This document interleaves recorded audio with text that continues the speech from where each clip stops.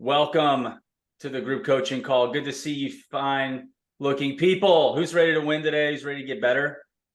Who's ready to level up? Who's ready to get out of their comfort zone? Who's ready to not fall asleep and think about scrolling on Instagram? Who's ready to not just check out and look at your inbox right now? Guys, there's three things that we as salespeople need to be doing: selling to somebody, finding someone to sell to, or training. This is what we're doing right now. We're going to train. We're not going to sit there and slide deck you for 40 minutes. We're going to get after this punchy, and we're going to get you guys ready to start training. And training should feel hard. I was in CrossFit this morning. I sweat every time. And I know I trained when I didn't die, but I'm on my back putting a sweaty angel on that floor. And that's what it's about. That's what it's about. It's time to put your phone aside, shut down your tabs, stop looking at the news. Okay, I know Biden was falling asleep in Maui at his visit. Okay, I know Trump is almost in jail. I know that, but that is not what today is about. That's not where your mind is. Be where your feet are right now. Your feet are here. Let's focus and let's give it our best. Let's give it our best right now, all of us. All right. So we're going to jump right in. I only want 2 wins.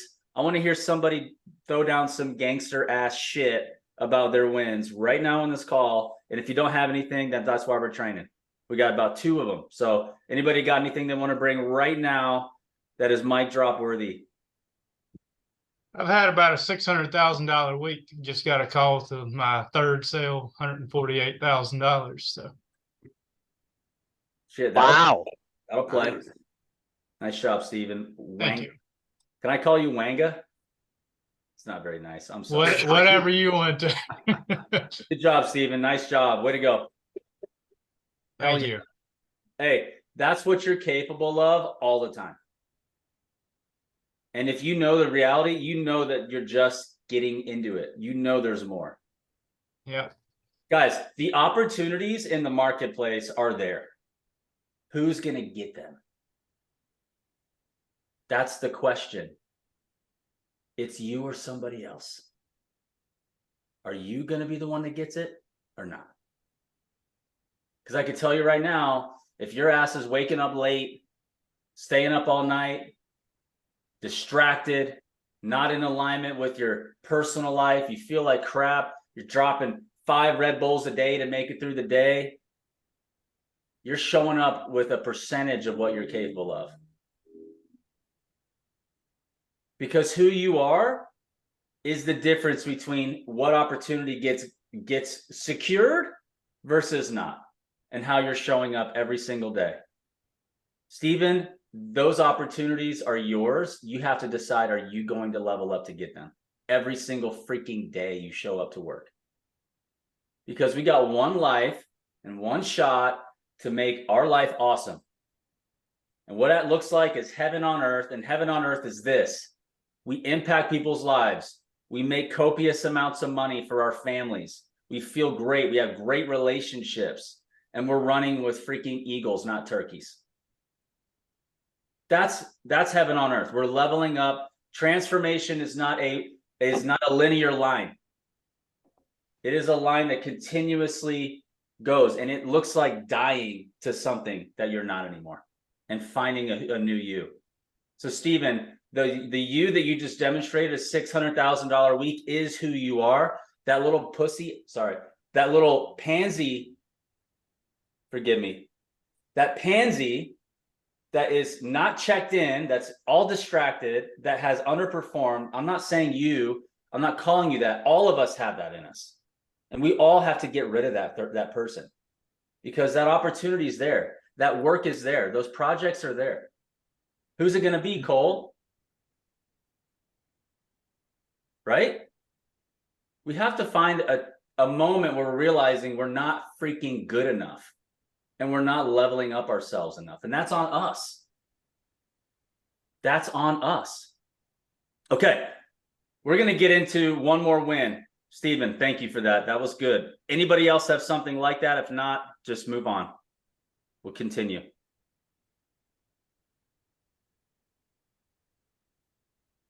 Going once, going twice. Yeah, I closed a $165,000 job for the city of Mansfield. So I'm pretty excited. It's just one, but next year they're thinking of upping that's like the same thing to a little higher. So I say it's a big one, but it is potentially going to get a lot bigger. The question, Justin, are they going to shop your number out, or are they going to use you? They're using me. Yeah. Are they going to use you as a bid? Are you going to deliver? Are you guys going to deliver? Are you going to deliver? That's the key, right? You got to deliver, and you have to create an amazing experience. And if you do that, there's more. Justin, you need to deliver, get those customers texting on a texting basis. If you're not already, be tight with them and duplicate the city of Mansville somewhere else, because that's a case study that you can use again and again and again to find more doors and get more roofs. Congratulations. Awesome. Good job. All right, Joe, let's get some slideage going. Yes. I'll let you drive this bad boy, and let's get right into it. Bring in the heat. So Ryan and I today are bringing some truth. We're bringing some hard truths to the business. Now, guys, gals on the call, raise your hand if you believe all of your clients tell the truth to you all the time in all ways. Raise your hand if you believe that all of your clients tell the truth to you in all times, in all ways. I haven't seen any hands up. Ryan, do you see any hands up? No. I love that. I love that. Because there's a certain reality inside of our business. We do know that our clients won't always tell us the truth. They won't always tell us what's truly on their mind. And sometimes they will tell us things that sound like what we want to hear. So today, guys, we're going to talk about one of my favorite topics. That is avoiding happy ears. Avoiding happy ears. And to get real specific with some definitions, what are happy ears? I'm going to ask for some help around the room. We're going to go to Andy real quick. Andy, can you read the first bullet point for us? Pop yourself off mute. Read it out off mute. Read the first bullet point, please. What are happy ears? Hearing what we want to hear. Hearing what we want to hear. So we're just going to start with that one, guys. Hearing what we want to hear. Has anybody ever been in a sales situation where a client said something and it sounded kind of like what you wanted to hear? Always. Yeah, we've all been there, right? Some of us have been on this call before, so you kind of know where we're going with this one, right? It is easy for us to make assumptions inside of a sales situation, especially when we're hearing something that sounds a little bit like what we want to hear. We're going to assume the client is with us, right? This is a journey that we're taking together. We're locked arm in arm. We're walking through all of the pain, the misery, the horrible situation that they're currently dealing with. We are walking arm in arm with them, or so we think. And that's what we're talking about today, right? And the reason we fall into these traps, guys, we make assumptions. We accept vague statements. Yeah, sounds good. Okay, yeah. Yeah, next week sounds good, right? Vague statements. Also, when we fail to question good sounding things, guys, for those of you taking the OMG evaluation, which is every single person on here, one of the key components of sales DNA has to do with your need to be liked versus your need to be respected. If we are focused on the need to be liked, we are going to fail to ask the tough questions that really cause us to learn the true intentions, motivations, goals for our client, right? We also get in this trap where we don't ask specific questions. Right? We don't get too specific. If anybody's ever seen that Ted Lasso clip that I like to share a lot, Rupert could have asked a specific question. He failed to do so. He lost darts. And it allows us to draw false conclusions, have too much optimism. Now, again, what I love about sales, we as salespeople have to be people of unshakable faith in ourselves. This is what I do absolutely love about sales. Sales is there is a faith component to sales. You have to be completely confident in yourself. You have to be completely confident in your ability to impact the outcome in spite of evidence, right? In spite of evidence. What I mean by evidence is somebody could tell you no, and then another person could tell you no. 8 people in a row can tell you no. That is evidence. To the empiricists in the world, the people that love statistics and numbers and all that stuff, we could see evidence, we could think trends. But good salespeople recognize that every single no increase the likelihood of the yes coming up from us. But we can't be too optimistic. We have to question things. We have to be curious. And that is what we're talking about today. So Let me actually pull this clip up. Does anybody remember this movie? Any Dumb and Dumber fans out there? There's a lot of good sales clips you can get out of Dumb and Dumber. The part where they're getting their Slurpees and the guy says, well, see you later. That's a good one. But this one is one of my favorites. And I'm going to reshare the screen. We're going to watch this clip real quick. It's really going to hammer home exactly what we're talking about today so we can talk about how to overcome. Look, Mary, I know this may seem a little sudden, but I've given it a lot of thought. You're the woman I've been waiting for my whole life, and I'm not ashamed to admit it. Please, let me finish. I'm crazy about you. I've never felt this way about anybody. Listen to me. I feel like a schoolboy again. A schoolboy who desperately wants to make sweet, sweet love to you. Forgot about this part. Super weird.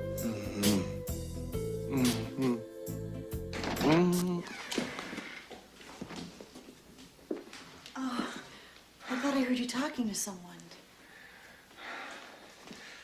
Mary?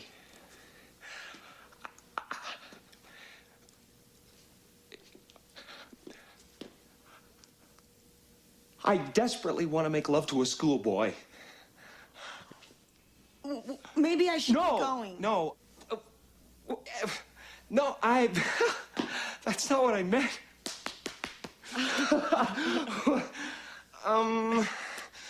What I meant was,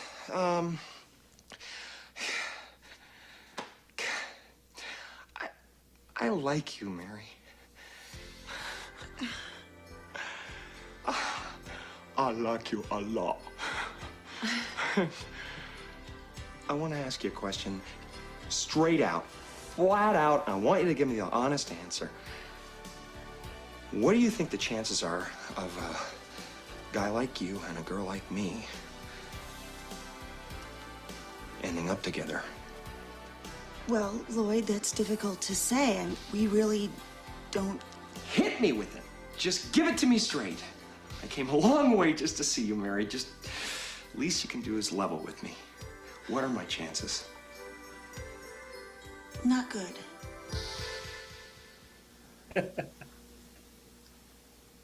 You mean not good like 1 out of 100?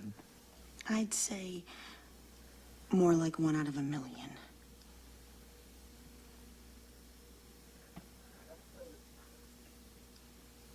So you're telling me there's a chance? Yeah! I read you.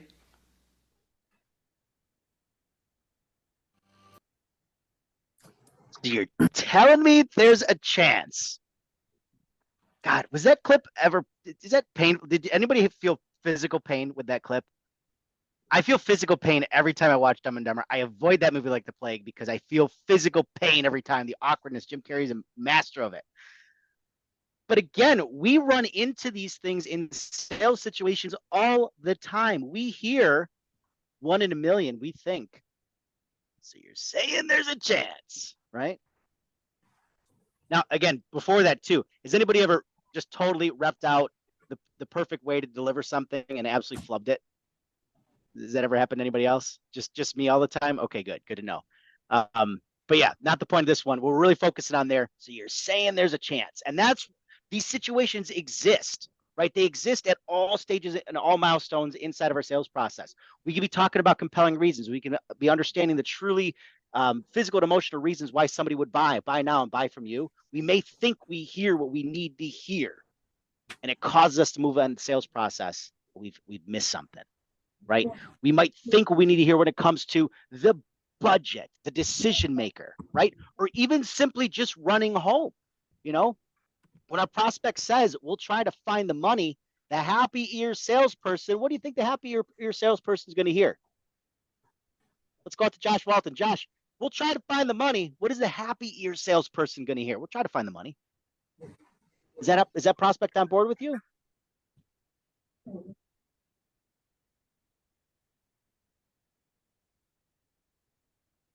Probably not. Good. That's what I want to hear. Right? The happy ears person would say, oh man, maybe.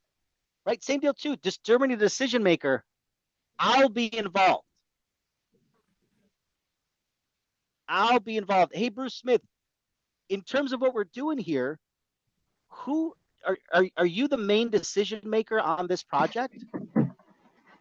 Bruce says, I'll be involved. Does that mean Bruce is deciding? What do you think, Bruce? Are you deciding if you're involved? No, it's I think it's a smokescreen. If he is involved, it'll be from a distance, and it might be, crapshoot on how you're going to get in touch with him over time. It's just his Yeah. way to probably pad the inevitable, which is he's just going to probably disappear at some point. I'll be involved means I'm collecting bids for my boss, or this is my first big project. I got to make it look good. I'm going to get 19 bids, right? Something like that. And again, even this idea of running home, right?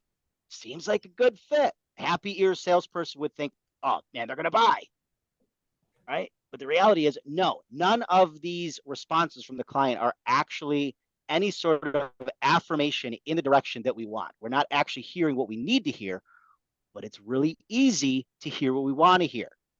And a lot of times too, when I talk with salespeople, we're talking about why a goal or why a specific client went a certain way or didn't. It's usually related to some sort of happy ears kind of statement. So I've got a formula for you guys. If you've got a pen and paper, this is one thing you're going to want to write down, because this is what we're going to practice today.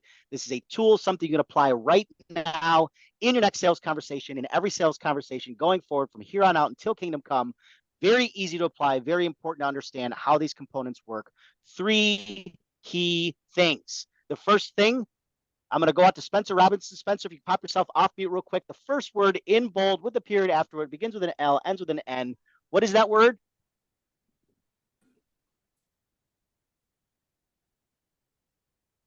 Spencer, you're on mute. Yeah, I'm on. I'm sorry, I didn't hear the question fully. Well, What is this word right here? listen. Yes, listen. The single most important word in sales, the single word that gets skipped so often by salespeople. Your competitors are out there features and benefiting your clients to death, right? We need to listen. Set yourself apart. Be curious and listen, right? But especially in a selling situation where we're starting to ask questions, get to a point where we're about to make an ask, we need to hear what the client is actually saying, not what we want to hear, right? Sounds good. Next part here is to recognize that. And again, this is the key switch I want to flip for some of us. I'm sorry, I want to flip it for everybody, because I certainly believe each and every one of us can take that critical mind to how you approach sales and apply this.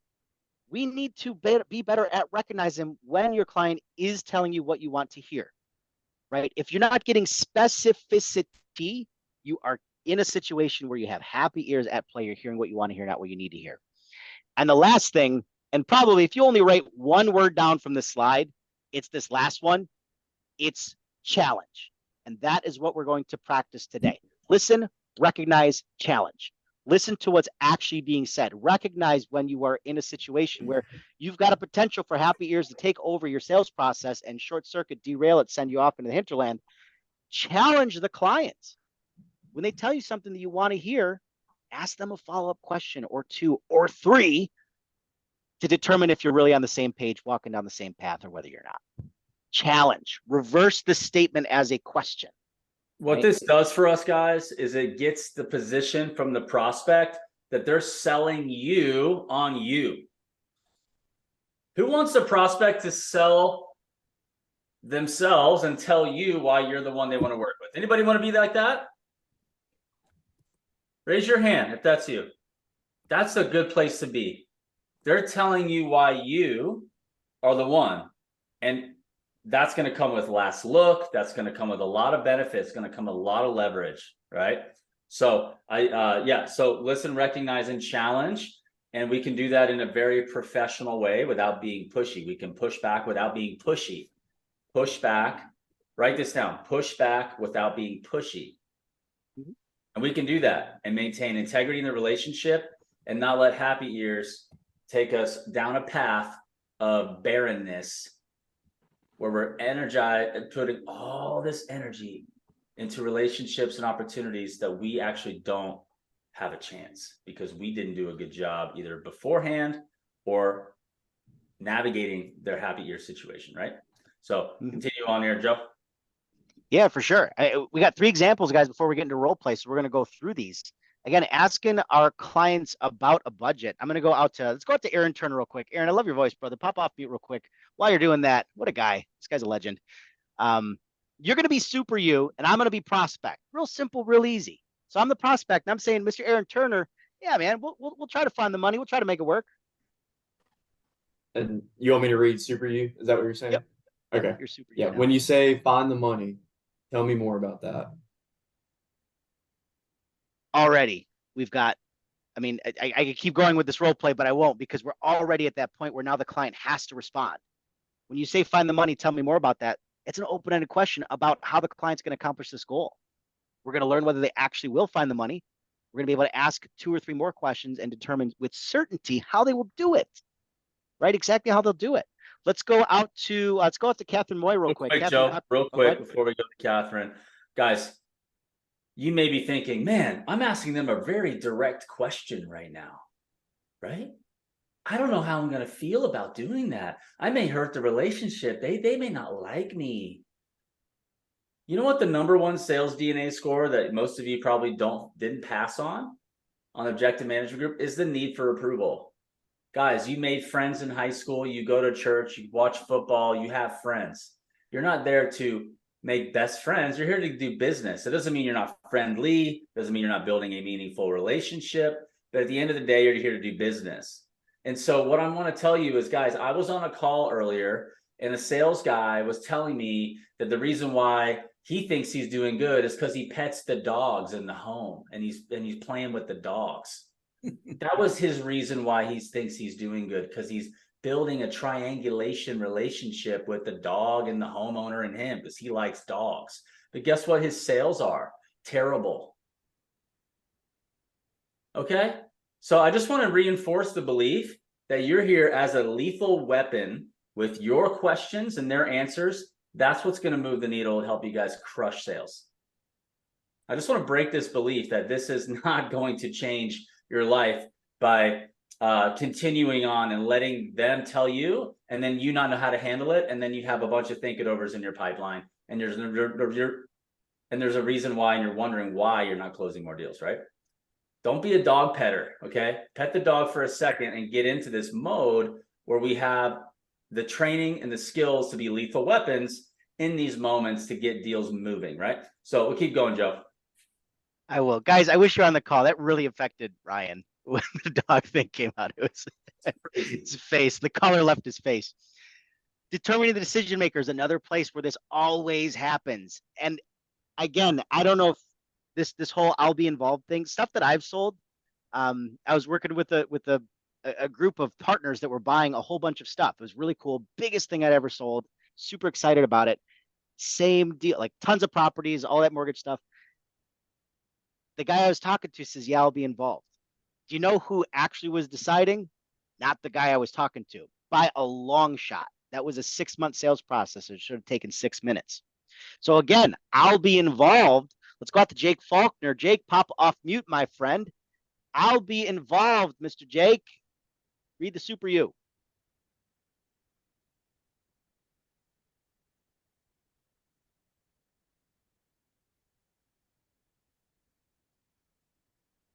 Maybe not Jake. That is the slowest anytime you. Okay, there we go. Oh, Yes. Did any of it come through? I Not might at all. have still been on mute. I apologize. Here you go. Great to hear that, Joe. I know solving this is important to you. Who else is it important to? Great. Again, I'll be involved. Great. I know this solving this is important to you. Who else is it important to? We're still asking the question. We're not taking at face value the fact this person will be involved. We need to know who else is going to be involved. We got to figure out who else we need to reach. Very important. Lastly here, this running home one. Guys, this is something that I hear quite a bit. This seems like a good fit. Any sort of affirmation from the client, right? You know, again, there is this impulse, this need to be liked thing. Sometimes our clients also need to like us. Sometimes our clients also want to like us. They don't want to let us down by telling us no, right? So they're going to tell us things that we want to hear, and then they'll ghost us because that's better. So let's go out to Chris Stevens real quick. Chris, pop yourself off mute while you're doing that. Again, what we're saying here, your prospect's telling you this seems like a good fit. There are 3 things that we can start getting into. We could go really down a path here. But start with the first one. Glad to hear it. Can you tell me more about what makes this the right fit for you? Going back to Ryan's question earlier, raise your hand. Do you want your clients telling you why they want to buy from you? Raise your hand if you want your clients telling you why they want to buy from you. Add this right here to your sales process every single time. I don't care what you're selling.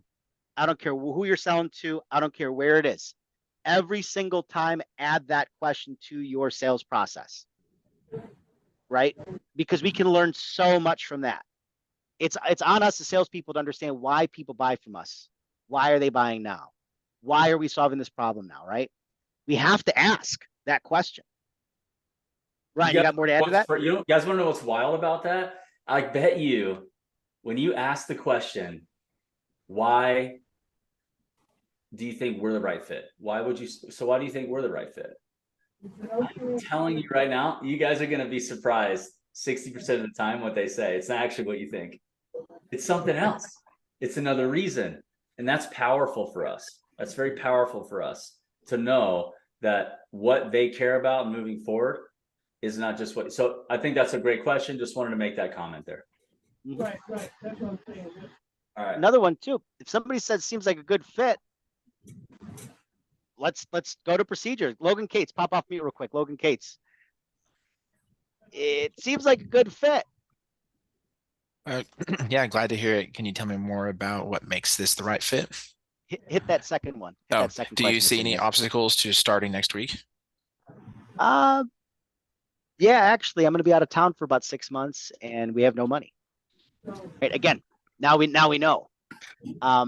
Last one that's a good example in here too. Let's go out to Mark Mulcarney in the car. As long as you're being safe, you're pulled over, right? I am pulled over. Yep, I'm being that's safe. what I want to hear. Tell me more Guys. about that. What makes now the time to take care of this? There you go. Right? Building some urgency. Asking the client, why is now the right time? What if now is not the right time? Will your client correct you? Yeah, they will. Okay, sorry. I'm going to give away the answer. They absolutely will, right? It's okay to be assumptive with things like this, but specific. And that is all we're really focusing on here. We'll try to find the money. How will you do it? You're meeting with a decision maker. Are you sure you're the decision maker? You ready to run home? Why? I used to run this in mortgages a lot, guys.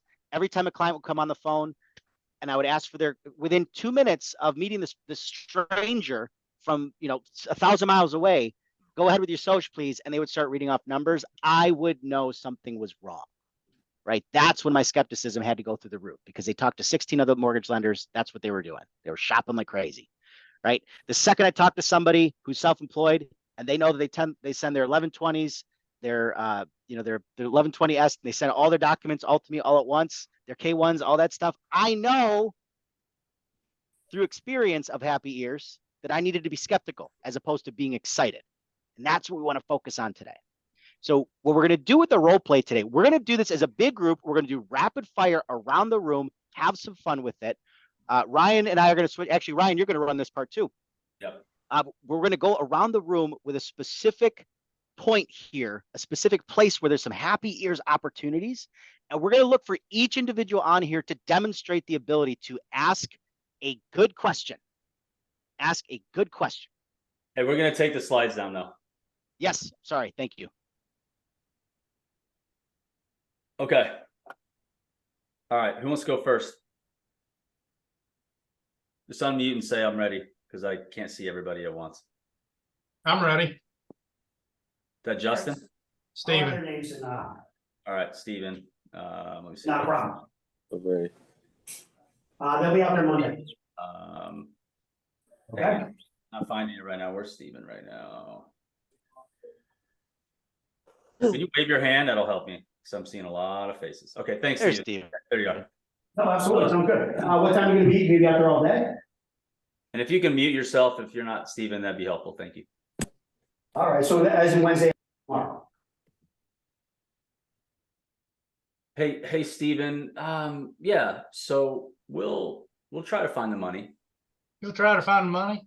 Ryan, do you mind telling me, as far as when you say find the money, tell me a little bit more about that. What's your process in finding the money? Yeah, so we have a board for the homeowners association, and we all have to agree on the amount that we spend. So when I say try to find the money, that's what I mean. So you guys got to get together and decide on what you're spending, how much you're spending. Is that what I'm hearing? So Ryan, would it be helpful if we would get together with anybody that this decision is important to, and kind of walk through that process so that everybody is involved and the communication is clear? Yeah, I think it'd be helpful, but I think like it might be better just to send me, like, if I could just have the final proposal and I can take it to them. I got you, Ryan. Well, what I would really like to do, because what I've found in my sales experience is a lot of times,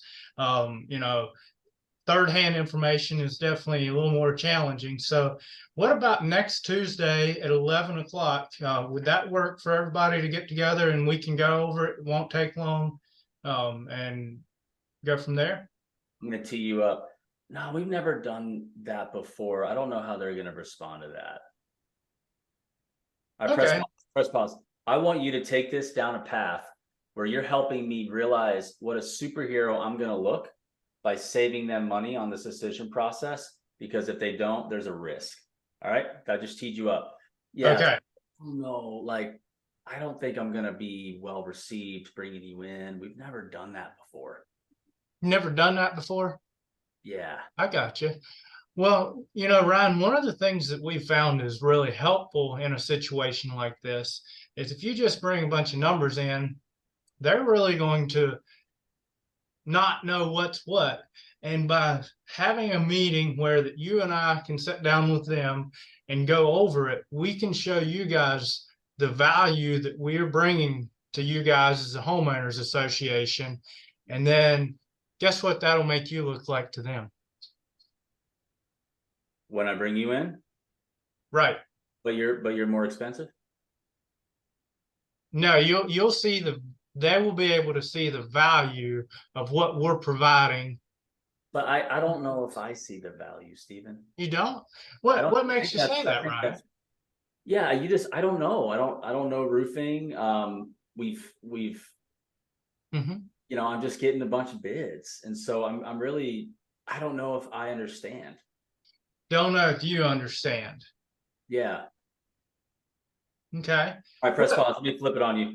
So Okay. Stephen, like, can I take a moment to just kind of educate and maybe push back a little bit? Is that okay? Absolutely. Yeah. So let me ask you a couple questions. You can think about this, but a lot of folks, when they do these decisions as a group, but they don't really take the time, especially people who aren't professional roofing contractors, right? They don't know what systems is what, how to apply it. They don't know the difference. But at the end of the day, even if it was apples to apples to apples, Grandma Smith apples, like I'm talking like the same apple. Yeah. There's still going to be some factors you have to think about. So I guess the question I have for you is, let me ask you this, Stephen. If you had 3 bids and they're all pretty much the same, but there's some that are different in price, but someone was cheapest, what do you think might cause them? And that's my fear here, and that's what I want to talk to you about. Why might they be the cheaper bid? I don't know, just because they're more competitive. So, but like, yes, price-wise they're more competitive, but what do you think is making them so competitive? Like, what do you think that is? They're charging less, they have less materials going to cost the same, right? So what could it be? Less overhead. Could be they don't have insurance. Yeah, there's a few things there to think about, but let me just tell you what that is. It's their workmanship, right? And it's their reliability as a company, if they're going to stand behind their work. So my question to you is, and we get callbacks from companies who've gone the cheaper route. And this is the horror story I want you guys to avoid, Stephen. I don't want you to have egg on your face in 6 months if it goes wrong, because we get callbacks from other contractors who are incompetent and they cut corners on their estimate. What would happen if you get an estimate that's $25,000 to $50,000 cheaper, but you didn't know that they cut a lot of corners in your job? That'd be a disaster. Wouldn't it? And whose fault might it end up being ultimately? Well, it'd be the contractor that did it, right? Yeah, sure it is. But what if they don't want to own up to their mistake? What if they come back and you have to pay, you decide to have them clean it, but they can't do it for free. So then they charge you more. And then do you really trust them? No, absolutely not. And we'd end up coming out of our pockets, somebody like that. Right. But and then who's the one who led your board down that decision ultimately, Stephen? I did. Right. So here's what I don't want to see you do is I don't want to see you put yourself out there and not put your neck on the line because you don't see the value. And then you guys end up facing some serious consequences, right? You guys have tenants are going to leave unoccupied and you have to go cheaper and you have, no revenue coming in, right? The dues aren't coming in and then you can't upkeep the property and you have less margin to upkeep the property. And then your building is starting to just not be on par and be where you guys need it to be so that you guys can have a healthy balance sheet, right? Yeah, absolutely. Where can I sign? I'm glad. So that's where I'm going is if we sign and then they say, hey, Stephen, you approve this. And I'll say, yeah, don't worry. It's good. We have XYZ Contracting. They've been around for 15 years and they stand behind their work and I trust them. And if you guys move forward and it's an actual disaster, you guys can go to me and point a finger. But what I don't want you to do is I go some cheap route. I go a different direction. It's less expensive and it feels good financially, but we're paying double down the line and it's impacting families. We want families safe and dry. We want people to be healthy. We want people to be happy. I don't want to get calls left and right. You don't want to get calls left and right. That would be an absolute disaster. So we're going to spend 25 grand more and get the money because we have access to the funds and we'll just move forward. And I'm going to take that. That's something you could say to them. So you guys, you have the contract in your inbox? Yeah. Cool. So go ahead and just move forward with that. And then I'm going to go ahead and come tomorrow and pick up the checks. That sound good? Sounds good, Ron. We can get you on the schedule. Stephen, I'm looking forward to working with you. Thanks for putting your trust in my company. I know I'm not going to let you down. I love your organization, your group. We're going to do great things. Thank you so much. And thank you for joining us. Thank you, Ryan. So give that a round of applause. You want to add, Ryan? Sorry. No, I don't know. I don't actually know if I want to add. So, okay. Stephen, what did you pick up from there? What I picked up is taking the time to ask the questions and go down the journey, take the journey with them of what happens if they just go off of the bottom number and how to do that. And that's something obviously you saw there, I struggle to keep all that stuff in my head because I'm still learning. So I tend to jump through a couple shortcuts on the way there. Yeah, that's really good. So I want to ask, I'm going to make a slight pivot and we might have time to go back to one more happy years. I want to ask one person who's been around the block long enough.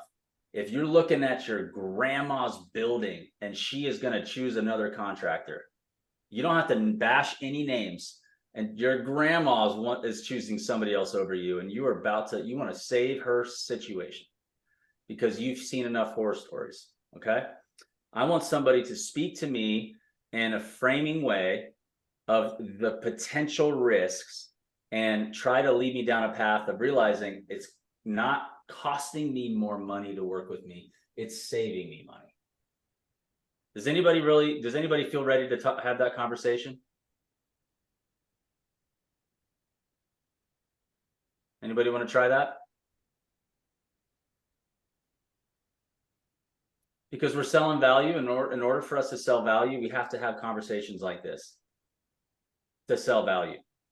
And it doesn't mean we lead with it, right? It just means we know how to, when we're ready to go there and sell with passion, because we believe in our position and how we can help, they're going to feel that because your conviction is going to be the thing that moves the needle. But we're also skeptical with enough of, hey, yeah, I'll try to get the money versus, hey, tell me more about what do you mean by that? And then we're getting to a place where we're really at the end of the day, Steven and I realized that I'm, as a board member or the person, I'm actually don't see the value myself. So why would I bring him into a group? Much less I got him past that to sign now, because once he saw the value, we were good. This is just an illustration. So let's not do that one. Let's do another one.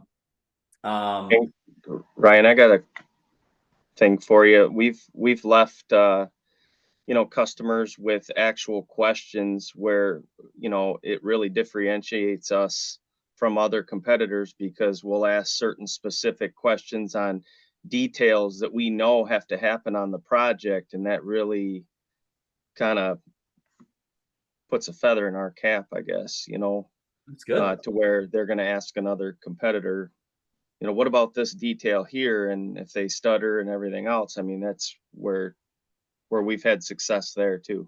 Give me an example. So, for example,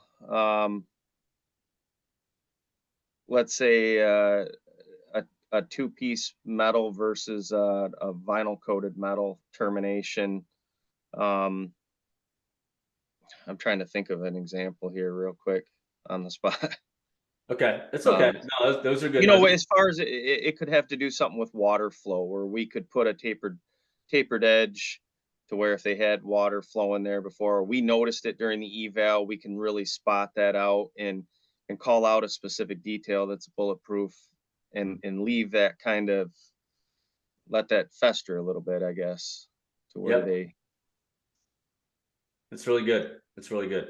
Yeah, these questions and these answers, if they're done right, can differentiate you from everybody else. In fact, I have a friend in the industry, commercial roofer customer, was still doing a lot of commercial GC work, and they're still doing, they still have some relationships, but he was higher than another contractor. But then the contractor that they were competing with, who was low bid, because of their safety rating, he was able to convince the prospective client or the existing client to disqualify the other bidder due to those concerns. Therefore, they were the lowest qualified bidder, got the job, right? So these are really good things. If you create doubt and risk in their mind, and then there's some research or some fact to support that, that's what puts you into the category of they're going to work with you and spend more to work with you. Cool. All right. Who wants to go next? Thanks, Joshua. All right, Justin. Cool. Yeah. So yeah, you guys seem like a great company. Really like your proposal. Well, thanks, man. What did you think about it? Is it sticking? Are you going to be able to go with us? Sorry, is it what? Thinking? The proposal, did it sit well with you? Are you going to be going with us? Able to pull the trigger? Yeah, I said I liked it. I don't know if I said I'm going to go forward, but I do like it a lot. So do you have any questions on the proposal? Because if you do like the proposal, does it fit? Sorry, I asked two questions there. I guess I'll back up a little bit. Does it answer all your questions? Does it hit your, what we talked about? Absolutely. That's why I like it. I don't know if I'm going to move forward or not. Okay, well, what are some of the things that are stopping you from moving forward with this? Well, I mean, I like you. You're very professional. So thank you. Appreciate it. You do a great job representing, and I feel comfortable with you. However, there's just a couple things. I just feel like I'm not sure how quickly you guys can address this. I think my timeline, maybe you mentioned the timing of when you can get started and how far out your crews are. It just felt a little bit too kind of, far out for us. A little too far. Okay, so with this, what is your time frame that you're needing to get this work done? Do you have a specific deadline that's coming up? Yeah, I do. It was like yesterday. 4 months out's a little far. I don't know. I think I might need to go with some other direction, another contractor who has the ability to meet us immediately. Okay, well, I guess just in regards to that, I know that 4 months does seem quite a bit a ways. However, a lot of the times with that is mostly due to manufacturing ordering material. To get the material that we put in there to fit what you needed, this material, it is gonna be a little bit delayed because it is specific to what we're looking for. Press pause, press pause. Hey, that's Yes. not bad, but that actually kind of puts me in a position where if somebody already has a bunch of material in their warehouse because they bought whenever Yeah. they had buying power, that actually may take you off the table because somebody else might. But what's the other thing that you really need to laser focus on? If I can just show up tomorrow and do the work, Yeah. what does that say How about good are you? Right. So Yeah. let's go that route instead of the whole manufacturer, because that's kind of like that doesn't really help you, you know? Yeah. So why don't you just kind of double click on that and see what happens? Because I think that's where you're really going to shine, right? Okay. Okay. Yeah, So we'll do the Scooby-Doo, like the yeah, we'll go backwards. All right. So with so if they're able to start, you said tomorrow or even next week, how with a company that's able to do that, not to throw them under the bus, but how qualified are they if they do not have potential jobs lined up? Does that seem like a company that's pretty reputable? Make a good point, but I was thinking about getting a quote from my uncle. He said, said he does roofing. How long has he been in the roofing business? You know, he's worked for companies all of his life, and now he just kind of does some stuff on the side. Yeah. Well, this is a pretty big job to be able to do just part-time. So with Zenith, we've been around for 43 years. And then so being in the industry for that long, like we've seen, like the pros and cons of companies that are Make me afraid of working with my uncle. Go that direction. You're really good there. You cemented me one Yeah. way. Now take me down the freaking horror story that I could be living in that you don't want me to live in because you love me as a customer. You Yeah. love me, right? So the biggest issue that we've seen with a lot of part-time roofers, it's like they might have been able to install really well, but the project management aspect of it is not there. So we don't want to run in an instance. What does that even mean? I don't know if I even understand that. Can you tell me? Just managing the project, just making sure you're understanding the scope. Because we've had instances, and I've seen it personally, where somebody comes in, they end up going low bid. But whenever they go low bid, they end up saving, let's say, $25,000 right off the top, which seems like a lot. But once you start digging into it, it's like, where are they cutting corners? Typically, they're reusing old material. They might order older material instead of qualified material. And then with that, it ends up breaking down. So the life expectancy of the actual roof in and itself is not as well as it should be because they're not doing it the correct way. Typically, the manufacturer warranty on there in and itself is not there. So because you do not have that warranty, if something does go wrong, you're going to have to get a brand new roof if there's a leak, or you're already having to pay or redo sections of the roof that are not properly done in the beginning, which end up costing you well over that $25,000 mark for trying to save money in the beginning. So if that happened to you, how do you feel about that? That would be an absolute nightmare. I would never want to do that. He's like, I know you like your uncle, but if something big like that happened to my uncle, I would disown. I'd have a hard time going to Christmas with him. I would too. We're Jewish though, so it'd be Hanukkah. But anyway. Oh, okay. Hey, what do you guys think for Justin? That was pretty good. Well, thanks. Hey, so what was your takeaway there? Because I did coach you a little bit. You weren't completely solo on that. What would you think is your biggest takeaway there? For me, I think it's pushing the question back onto them.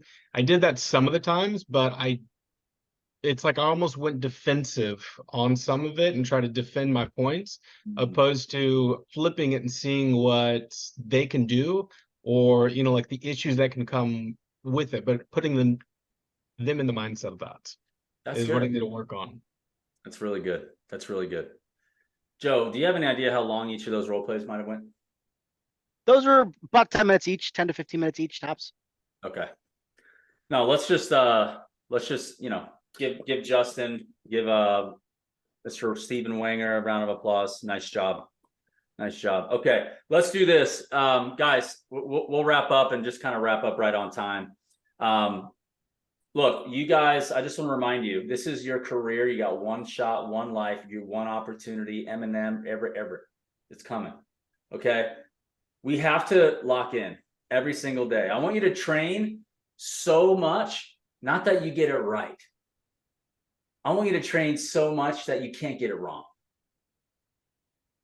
Justin, I want your words to flow like velvet, like water coming out of your mouth. Just like flows all day. So easy. Okay? I want you guys to be able to flow like water out of your mouth with your words. Because why? Because you train so much, you can't get it wrong. Okay? Now, we're not going to get to everybody on this call every week. We're not going to be able to do that, right? We're not going to be able to do that, but we can do more.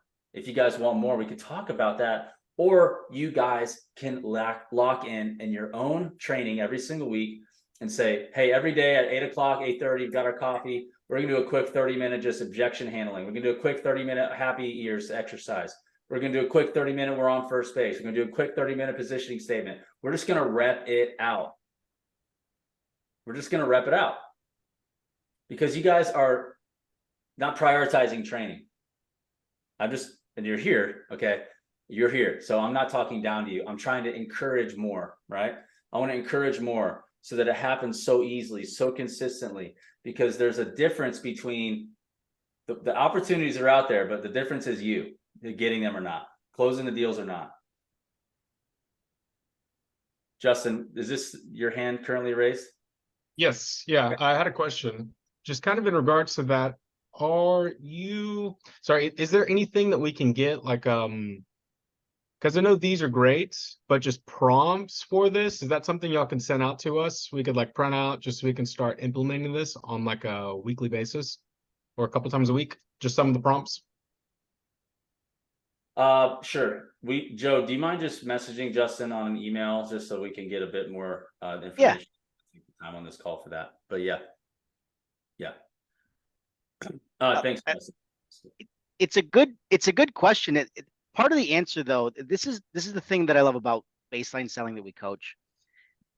There's not a lot of scripting, and it's because the creativity and the flexibility of the person applying the skill, that's you, is what shows through. And that's what I loved about the role plays that we saw today, is we got to be creative, right? There's no, you guys have seen the internet ads about this black book of questions and neurolinguistic programming and all that nonsense. The reality is, in the moment, us having that kind of attention and that focus on what we're hearing and how we can steer that direction of that conversation to where we want it to go. That's the game. That's the game. For sure. Yeah, it's good. It's good. So I would encourage you guys to get into a mode where you're training daily, you're role playing, you're getting in an environment where it's challenging. We're going to do more of this every single week. Instead of the breakouts, if we can't do breakouts, we're going to do more of these because I really love coaching. I love helping you guys. Was this helpful to you guys today? Even though you weren't able to get involved, was this helpful? You guys like this? Yep, I like it. You like the volume intensity going up, the intensity going up a little bit? Do you guys like that? Okay. I'm sure nobody noticed. Come back for more. Come back for more. Great. So we'll just wrap up. Any other major takeaways from what came out today? Let's just unmute. A big takeaway, one or two that you wrote down. You said, man, that was something I'm going to do. I'm going to implement in your spiral notebook of beautiful things that you're going to do. Mr. D. Smith, unmute, please.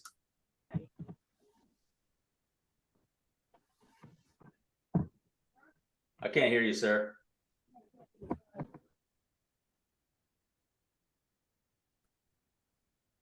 You can keep trying to figure out your microphone. It looks like it's unmuted. We're going to go to Ethan Mania over here. I wrote down, ask the right questions after you obtain your happy years. Okay, good. Good. Well, that's just the portal, right? There's more, right? It's not just ask them. It's are you know, time to do it, time to get it done to the point where you can't get it wrong. All right, keep practicing, keep training, stay calm, and just keep digging in. You're just walking through the portal of when it's really time. Who else? Jake. Push back without being pushy. Beautiful. My team is super scared of being pushy, but there's a right way to do it. Hey Jake, is it okay if I push? Can I push back on that? Absolutely. Good. That's how you do it. Bruce. One of the things is being confident and at the same time being prepared to pivot based on the customer's responses. Okay, good. That's good. That's good. And that's only going to come through habits, which come through training, which comes through you guys blocking your time and making it a priority and make it freaking fun. Put the pressure cooker on each other and criticize the heck out of each other. Make it fun. Create some banter. You guys need to become masters, because that's the difference between all that roofing and contracting and glass work that's going to get done by somebody, and it's going to be you or them. Who else? I saw some other hands. Aaron, go ahead. Unmute. I mean, selling to a point, I guess, is monetary, but I mean, today it really opened my eyes. It's not all monetary. I mean, you know, just, yeah, the price of your price is the lowest, but I mean, what can your company offer? So I think like knowing your company's history, I mean, to the product, all that is essential to knowing and talking. Aaron, how many years have your company been in business? 150 years, 151 this year. Great. Andy with the blue shirt, how many years has your company been in business? 150 years. Great. Cheater. No, you already knew. All right. Logan, how many years has your company been in business? 43. Great. Patrick Talbot, how many years has your company been in business? 20. See, we got it. This is good. We got to know this like the back of our hands. Hey, Patrick, you had your hand up. Go ahead and share. Yeah, the one I really like was, do you see any obstacles to starting next week? Because it puts a timeline and a commitment in there as you're dealing with the client. Good. Love it. I'm going to go ahead, Steven. I really like to think about it like your grandma's property, because sometimes it's easy to it mentally put you on their side, if that makes sense. Absolutely. Would you want grandma to spend more to work with you than to spend less to work with somebody else and then risk that potential cost? Wouldn't you? Yep. This isn't, but it isn't a charity. You guys aren't a nonprofit organization, are you? You still got to make money. There's people who got to feed. You got to feed your family. All right. Anybody else have one? Takeaway. You wrote down. Mr. Greg. Yeah, I just would like to say that I think you can accomplish a lot of this by transforming yourself from a salesperson to an advisor. Yep. You know, be on their side, help lead them down the road. And like when you came up with, hey, I want to get started right away. Well, that's an if I could, would you? You know, so, you know, if you told me that, I would say, so you'll commit to me that we'll start this project within the next 2 weeks if I can get that done. Is that what you're telling me? And then when you either going to tell me yes or no right then, and that was your main objection, is we couldn't get started quick enough. So now that we can, if I can, we've got a deal. Bam. Bam. Good job. Hey, love y'all. Hey, sell with a huge heart. Sell with a heart that cares about everybody. You're gonna get creative in a way you never would if you love people big. McCarty, we got to wrap up. So let's go. Who's charging the grandma to do the roof? I mean, she's gonna go with me. Well, I'm gonna do it for free. Ryan, she's gonna go. Ryan, she's gonna go with your uncle. Come on, I love McCarty. my Charity. You had to do that. Nice. I like it. Lead with heart. That's a lot of heart. Hey, look, the conference, we have 150 people registered and we're in counting. I expect it to just keep going. I want to see you guys there. I want to give you a huge hug and I want to light you up and I want to help you guys level up. So come with your sales team. If you're not already signed up, I'd love to see you. And hey, go out there and make it happen. You got one day today. Be present where your feet are. Let's bring heaven on earth. Let's kick some ass, take some names, and be an absolute monster, because we got one shot. And level up. All right, guys. Hey, have a good one. We'll see you. We'll see you next time. Oh, well.